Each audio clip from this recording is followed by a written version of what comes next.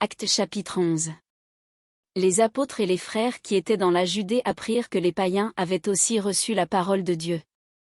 Et lorsque Pierre fut monté à Jérusalem, les fidèles circoncis lui adressèrent des reproches, en disant, « Tu es entré chez des incirconcis, et tu as mangé avec eux. » Pierre se mit à leur exposer d'une manière suivie ce qui s'était passé. Il dit, « J'étais dans la ville de Jopé, et, pendant que je priais, je tombai en extase et j'eus une vision, un objet, semblable à une grande nappe attachée par les quatre coins, descendait du ciel et vint jusqu'à moi. Les regards fixés sur cette nappe, j'examinai, et je vis les quadrupèdes de la terre, les bêtes sauvages, les reptiles, et les oiseaux du ciel.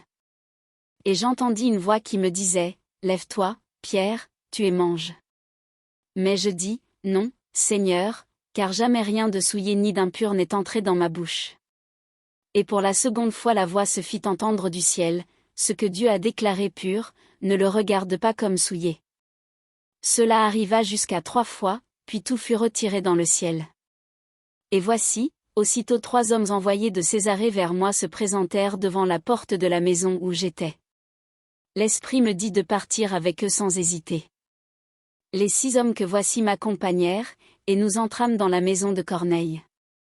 Cet homme nous raconta comment il avait vu dans sa maison l'ange se présentant à lui et disant, « Envoie à Jopé, et fais venir Simon, surnommé Pierre, qui te dira des choses par lesquelles tu seras sauvé, toi et toute ta maison. » Lorsque je me fus mis à parler, le Saint-Esprit descendit sur eux, comme sur nous au commencement.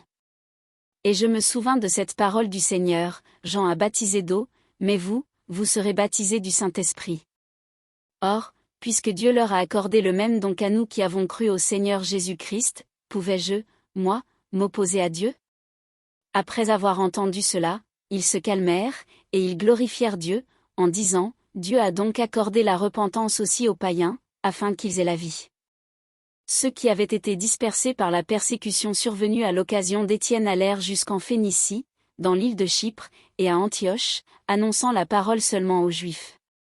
Il y eut cependant parmi eux quelques hommes de Chypre et de Cyrène, qui, étant venus à Antioche, s'adressèrent aussi aux Grecs, et leur annoncèrent la bonne nouvelle du Seigneur Jésus. La main du Seigneur était avec eux, et un grand nombre de personnes crurent et se convertirent au Seigneur. Le bruit en parvint aux oreilles des membres de l'église de Jérusalem, et ils envoyèrent Barnabas jusqu'à Antioche. Lorsqu'il fut arrivé, et qu'il eut vu la grâce de Dieu, il s'en réjouit, et il les exhorta tous à rester d'un cœur ferme attaché au Seigneur. Car c'était un homme de bien, plein d'Esprit Saint et de foi. Et une foule assez nombreuse se joignit au Seigneur. Barnabas se rendit ensuite à Tarse, pour chercher Saul. Et, l'ayant trouvé, il l'amena à Antioche. Pendant toute une année, ils se réunirent aux assemblées de l'Église, et ils enseignèrent beaucoup de personnes. Ce fut à Antioche que, pour la première fois, les disciples furent appelés chrétiens. En ce temps-là, des prophètes descendirent de Jérusalem à Antioche. L'un d'eux, nommé Agabus, se leva, et annonça par l'Esprit qu'il y aurait une grande famine sur toute la terre. Elle arriva, en effet, sous Claude. Les disciples résolurent d'envoyer, chacun selon ses moyens, un secours aux frères qui habitaient la Judée. Ils le firent parvenir aux anciens par les mains de Barnabas et de Saul.